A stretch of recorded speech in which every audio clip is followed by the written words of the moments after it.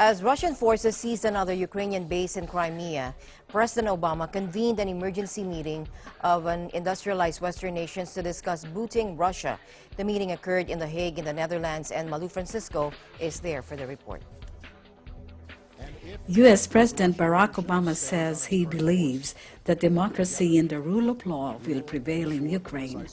Obama was speaking late Wednesday before some 2,000 guests invited by the American Embassy in Belgium at the Palace of Fine Arts or Bazaar in Brussels.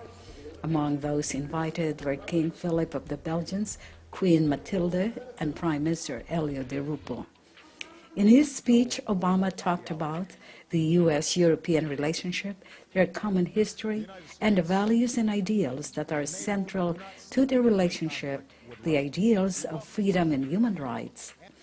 President Obama urged his audience never to take for granted the progress in Europe and advanced throughout the world. While in Belgium, early in the day, the American president also visited Flanders Field Cemetery, the final resting place for some of the American servicemen who died in World War I. While there, President Obama, along with His Majesty King Philip of the Belgians and Prime Minister Elio Di Rupo, laid wreaths to honor the fallen U.S. servicemen.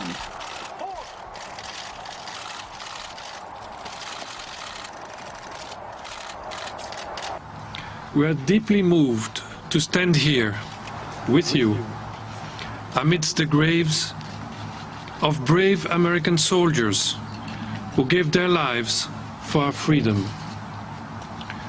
We remember and honor all those who took part in the First World War and who were killed or maimed, and those who, even if they survived, were often scarred forever by that dreadful experience.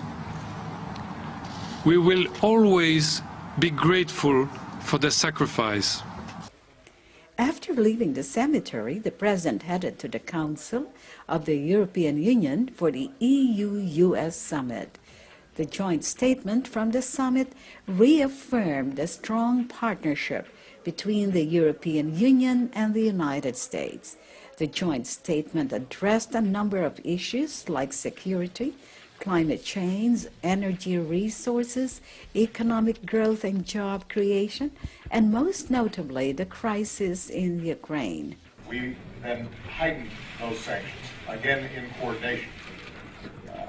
What we're now doing is coordinating around the potential for additional, deeper sanctions should Russia move forward and engage in further incursions into Ukraine. The U.S. president urged Europe to reduce its dependency on Russian energy, a move that would further isolate Moscow. European nations should diversify their energy sources. Europe collectively is going to need to examine, in light of what's happened, their energy policies to find, are there additional ways that they can diversify and accelerate energy independence. The United States as a source of energy is one possibility, and we've been blessed by some incredible resources. The European Union relies on Russia for about a third of its oil and gas. Tensions with Moscow have heightened concerns among the 28 members of the EU about the security of their energy supplies. Some 40% of that gas is exported through Ukraine. Following the EU-US summit, President Obama met with NATO Secretary General Anders Fogh Rasmussen. Obama urges that NATO needs a regular presence in countries that feel vulnerable to Russia. We've already made a series of decisions to help underscore the importance of NATO and collective defense in the wake of what has happened in Ukraine.